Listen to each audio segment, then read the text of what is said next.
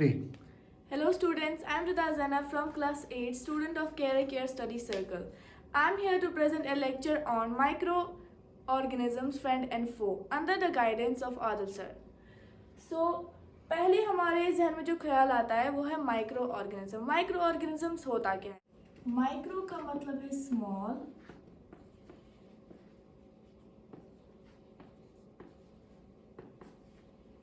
Organisms का मतलब है लिविंग बींग्स। आपने अपनी डे टू डे लाइफ में बहुत सारे लिविंग ऑर्गेनिजम्स को देखा होगा। जैसे आप लोगों ने बर्ड्स को देखा होगा, इंसेक्ट्स को देखा होगा, यहाँ तक कि आप एक छोटी छोटी चींटी को भी देख सकते हैं। पर इन लिविंग ऑर्गेनिजम्स के अलावा भी कुछ ऐसे ऑर्गेनिजम्स हैं जिनको हम अपनी आंखों से नहीं देख सकते।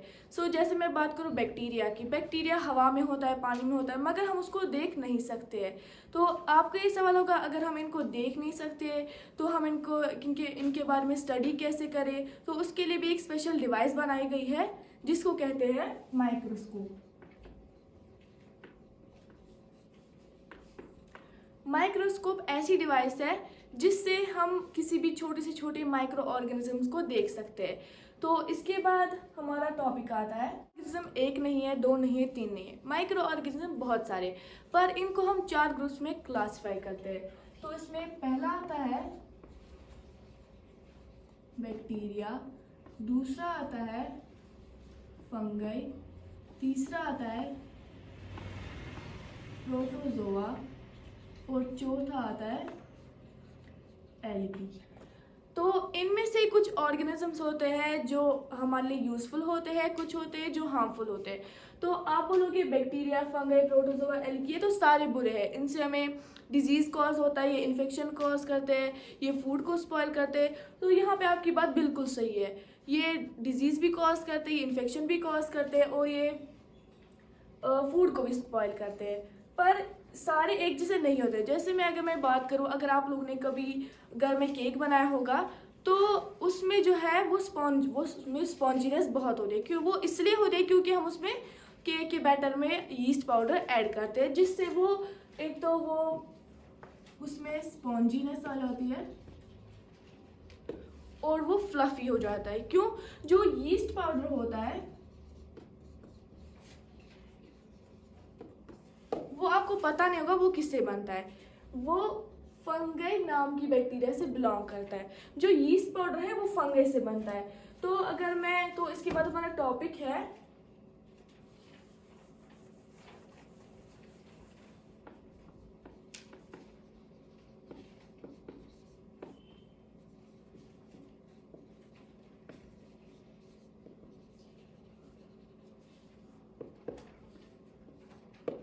हमारा टॉपिक है फ्रेंडली माइक्रो ऑर्गेनिजम्स। उसमें पहला आता है making of curd.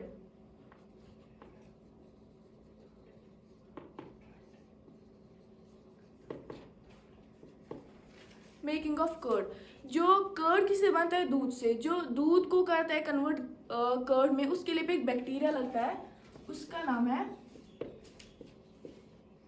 Lactobacillus. Lactobacillus एक ऐसा बैक्टीरिया है जो मिल्क को कन्वर्ट करता है कर्ड में। इसके बाद हमारा आता है मेकिंग ऑफ ब्रेड। ब्रेड मैंने अभी आपको बोला यीस्ट पाउडर से बनता है, और जो यीस्ट पाउडर है वो फंगई से बनता है।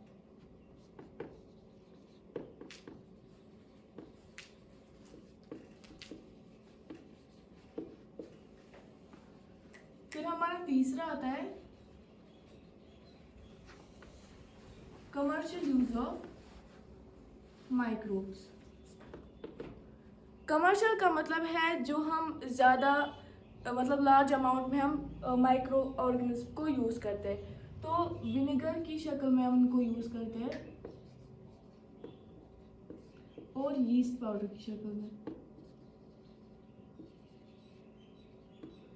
फिर हमारा चौथा आता है मेडिसिनल यूज ऑफ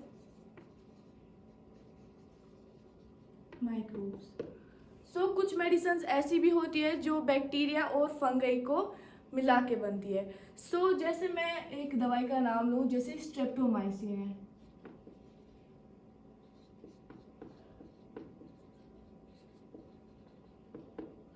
स्ट्रेप्टोमाइसिन एक ऐसी दवाई है जो फंगई और बैक्टीरिया को मिला के बनती है। फिर हमारा पांचवा आता है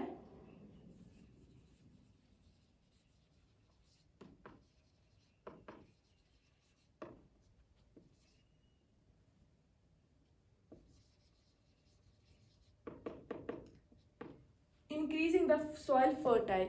सो सॉइल को जरखेज बनाने के लिए भी एक बैक्टीरिया लगता है जिसका नाम है राइजोबियम।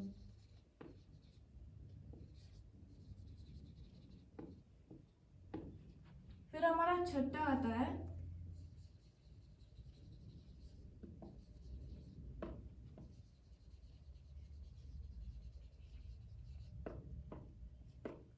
Cleaning the environment. जो हम एनवायरमेंट में कोई डेड बॉडीज वेड बॉडीज डालते हैं वो भी बैक्टीरिया उसको डिकम्पोज करता है, उसको खत्म करता है, उनको बोलते हैं डिकम्पोजिंग बैक्टीरिया।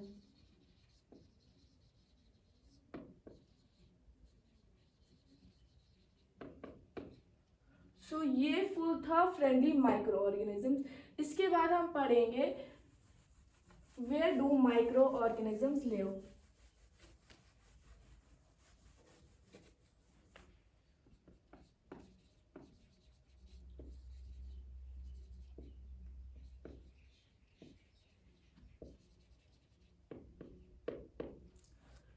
सो माइक्रोब्स जो होते हैं वो सिंगल सेल होते हैं और मल्टी सेलुलर होते हैं। सिंगल सेल होता है सिंगल सेल जिसमें एक सेल पाई जाती है,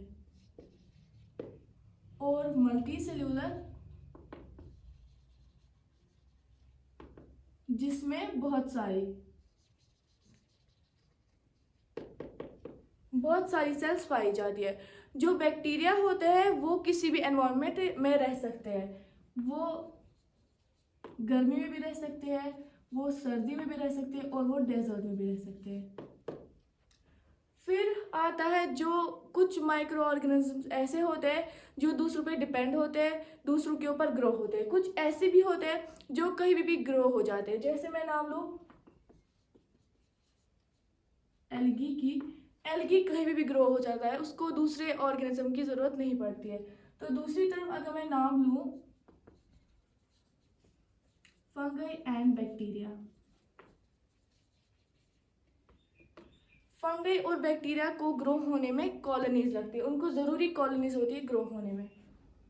सो ये था हमारा where do microorganisms live. जो हमारा दूसरा टॉपिक है वो है हार्मफुल माइक्रोब्स।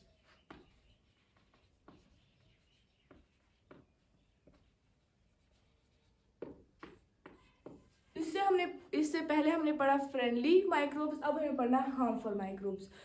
कुछ माइक्रोब्स ऐसे भी होते हैं जो प्लांट्स में भी डिजीज कॉज करते हैं, एनिमल्स में भी करते हैं और ह्यूमंस में भी कहते हैं। उसको हम कहते हैं पैथोजेंस। पैथोजेंस एक ऐसी बैक्टीरिया है जो प्लांट्स में, एनिमल्स में और ह्यूमंस में डिजीज कॉज करती है। तो ये पैथोजेंस कैसे हमारे अंदर डिजीज कॉज करती है? हवा से करती है, पानी से करती है, और जो हम खाना खाते हैं उससे भी करती है। तो जो माइक्रोबियल डिजीज होती है वो एक इन्फेक्टेड पर्सन से एक हेल्दी पर्सन तक भी आ सकती है, जो उसको हम कहते हैं कम्युनिकेबल डिजीज। तो अगर आपको कम्युनिकेबल डिजीज से बचना है, मैं उनकी कुछ प्रिवेंशंस बता रही हूँ आपको।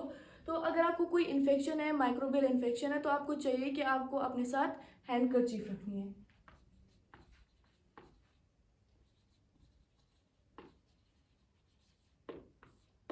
आपको वो अपने नाक पे और अपने मुंह पे तब रखनी है जब आप छींको, जब आपको स्नीज आए।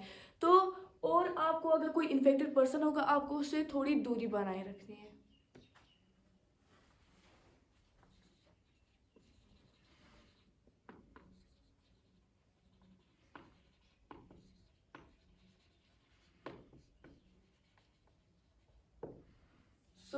आपको डिस्टेंस बनाए रखनी है इन्फेक्टेड पर्सन से।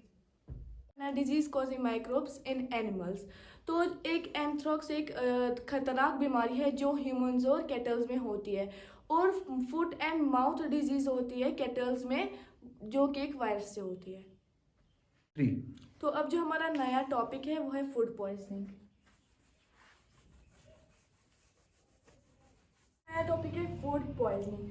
फूड पॉइजनिंग तब होती है जब हम कोई स्पॉइल्ड ख़राब खाना खाते हैं। अगर हम कोई स्पॉइल्ड खाना खाएंगे तो उससे हम बीमार पड़ सकते हैं, उससे सीरियस इलनेस हो सकती है। और जो हमें चाहिए कि हमें अपने फूड को बचाए स्पॉइल होने से, उनको हम प्रिजर्व करें। सो हमारा अगला टॉपिक जो है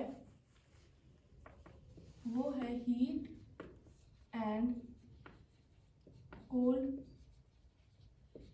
ट्रीटमेंट्स।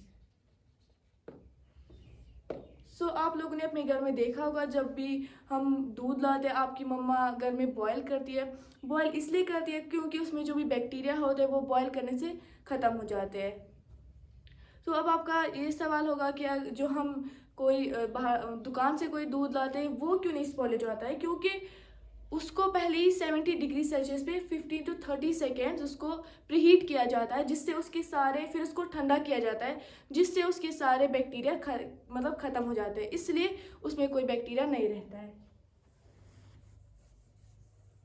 आज के लिए इस टॉपिक में इतना ही। अगले टॉपिक में मिलते हैं, तब तक के लिए अल्लाह हाफिज़।